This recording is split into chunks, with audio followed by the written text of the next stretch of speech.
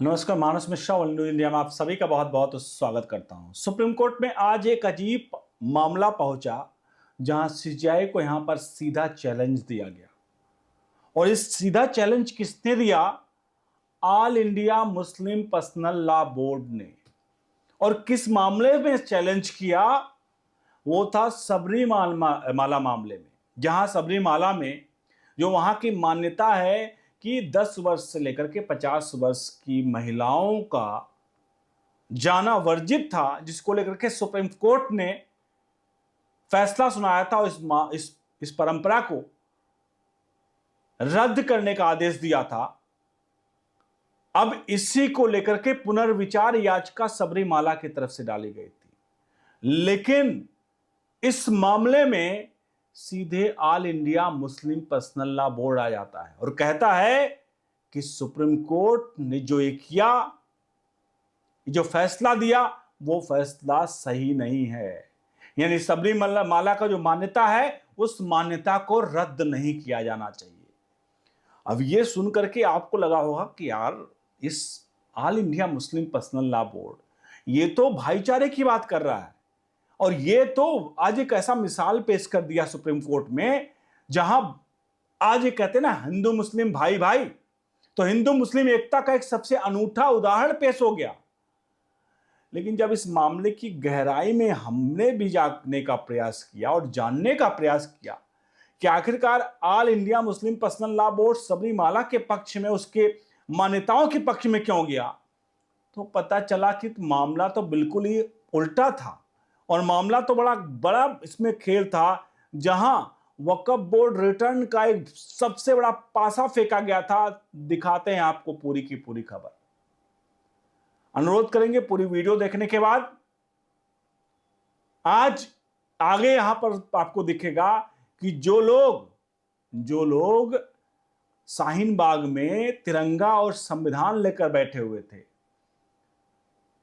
वो लोग मौका मिलने पर क्या क्या कर जाते हैं, उसका उदाहरण आगे बताएंगे। लेकिन सबसे पहले लिए चलते हैं इस पूरे के पूरे प्रकरण की तरफ, पूरे मामले की तरफ। अनुरोध करेंगे वीडियो के कमेंट बॉक्स में इस पूरी जो खबर है, इस पर पूरी अपनी राय प्रतिक्रिया जरूर दीजिएगा और वीडियो को लाइक शेयर जरूर करिएगा। अब बताते हैं पूरा का पूरा मामला। आपको ज्ञात होगा, विगत कुछ वर्षों पहले सुप्रीम कोर्ट ने सबरीमाला में, जहां महिलाओं के प्रवेश को लेकर के वहां की पुरानी मान्यता थी, जिसमें 10 वर्ष से लेकर 50 वर्ष की महिलाओं को, मतलब बच्ची से लेकर महिलाओं तक प्रवेश वर्जित था, जिसको मासिक धर्म से लेकर जुड़ा हुआ मामला बताया गया था। उसके बाद कोर्ट ने क्या किया, उसको कहा कि भाई इस जो मान्यता है, इसको रद्द करके उन महिलाओं को प्रवेश दिया जाए। अब इसी को लेकर के सबरीमाला बोर्ड की तरफ से याचिका डाली गई थी, पुनर्विचार याचिका। पुनर्विचार याचिका की सुनवाई 3 सदस्यीय जज कर रहे थे, लेकिन बाद में chief justice of India justice Suryakant ने इसे 9 सदस्यों की जज की कमेटी के पास भेज दिया था। लेकिन ये मामला सब कुछ चल ही रहा था कि बीच में all India Muslim personal law board आया, और all India Muslim personal law board जो था, उसने इंटरवेंशन याचिका डाली। अब ये जो इंटरवेंशन याचिका थी, वो कोई भी किसी भी केस में आकर डाल सकता है।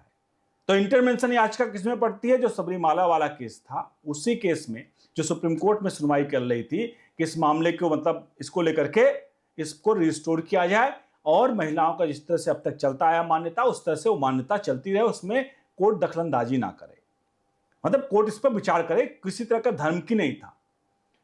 तो इसमें इंटरवेंशन याचिका जो आती है, उस इंटरवेंशन याचिका में जो all India Muslim personal law board कहता है, उसका लाइन जो थी वो थोड़ा आपको बता देता हूं। All India Muslim personal law board कहता है कि आस्था पर फैसला देने के लिए नहीं बैठा है कोर्ट, मतलब कोर्ट आस्था पर फैसला देने के लिए नहीं बैठा हुआ है। अब ये क्यों कहा वो समझिए।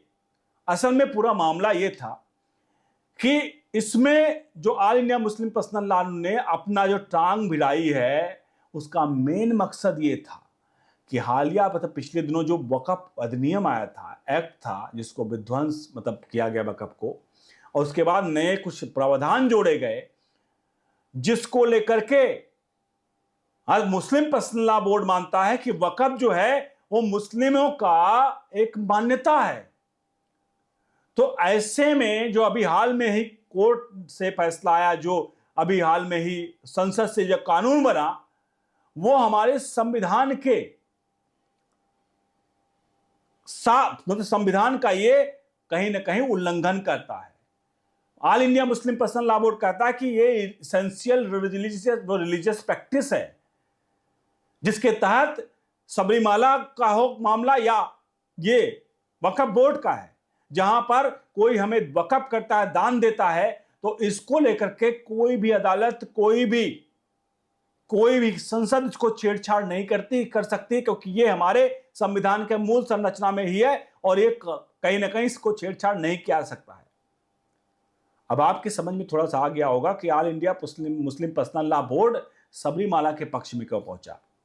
असल में ये तो सिर्फ एक मौका था, इनको मौका मिला ना, मौका का तलाश कर रहे थे।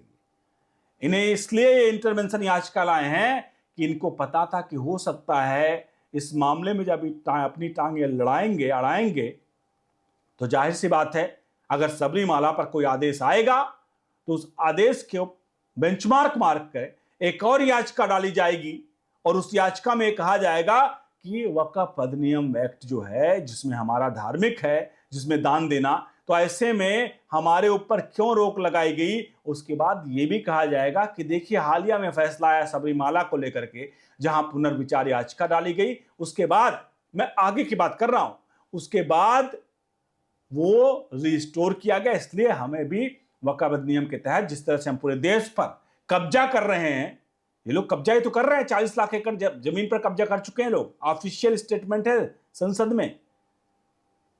संसद में का ऑफिशियल स्टेटमेंट है ये।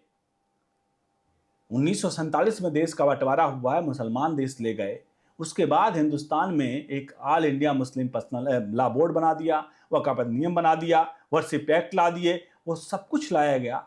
और अब ये लोग देखिए किस तरह से हमारे कानून व्यवस्था के साथ कैसे खेल रहे हैं, और आज ये कह रहे हैं कि सबरीमाला वाला मामला जो है वो सही है, रिस्टोर किया जाना चाहिए। लेकिन इसका मेन मकसद क्या है? इसका मेन मकसद था कि ये एक्चुअल में चाहते थे कि रिस्टोर करने का मतलब ये नहीं था सबरीमाला का, इनको रिस्टोर करवाना है अपना वक्फ अधिनियम एक्ट।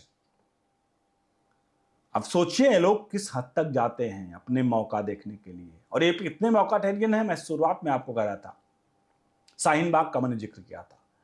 शाहीन बाग में ये लोग तिरंगा लेकर के बैठे हुए थे, संविधान लेकर बैठे हुए थे, महिलाओं को रात रात भर सड़कों पर छोड़ दिया था, महिलाएं बच्चे संविधान लेकर ढो रहे थे, घूम रहे थे। लेकिन उसी संविधान के तहत एक और वीडियो आई जिसको हम देश के बापू मानते हैं, उनके साथ किस तरह से घिनौनी हरकतें की गई। संविधान के जो रक्षक है, जो सड़क पर शाहीन बाग में लेकर चलते हैं, आपको देखा होगा बापू की फोटो, बापू की एक जो मूर्ति थी उसके सामने किस तरह से अश्लीलता को पार करते हुए इनके बच्चे जो थे किस तरह से जघन्य अपराध कर रहे थे। और ये देखिए मौका मिलते ही ये लोग कहां पहुंच गए।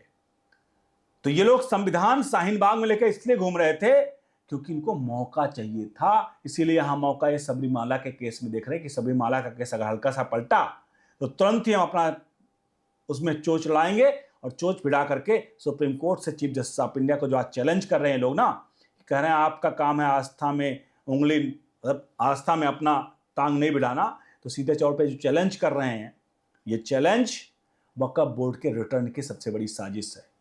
और अगर इनसे बात करें कि ये लोग से कई बार पूछा गया कि भाई अगर संविधान आगे रखा जाए और आपका शरीयत वो है, आपका जो धार्मिक ग्रंथ है उसको आगे रखा जाए, तो आप किसको पहला मानेंगे? तो कभी भी संविधान की तरफ हाथ नहीं बढ़ाते। आप किसकी तरफ हाथ बढ़ाते आप जानते हैं। अब इस पूरे प्रकरण पर अपनी राय प्रतिक्रिया दीजिए कि ऐसा कोई सगा नहीं जिनको इन सब ने ठगा नहीं। अब इन सब ने किसने नहीं ठगा आप बताइए। और क्या आपको लगता है कि सबरीमाला का केस जो सुना गया है, जिसको लेकर के कोई भी फैसला है, क्योंकि 9 जजों के खंडपीठ को चीफ जस्टिस ऑफ इंडिया ने इस मामले को सुनवाई के लिए कर दिया है, आगे इसको सुनवाई होगी और आने वाले दिनों में इस पर फैसला आएगा। लेकिन सबके बीच में वक्फ अधिनियम जो वक्फ को लेकर के all India Muslim personal law board ने बता दिया है कि अगर सबरीमाला का केस पलटा तो इसके बिहाफ में हम अपना केस भी पलटवाएंगे। तो ये है मौका टेरियन लोग, पूरे प्रकरण पर राय प्रतिक्रिया जरूर दीजिए, वीडियो को लाइक शेयर करिए। बने रहिए ओनली न्यूज इंडिया के साथ। बहुत बहुत धन्यवाद।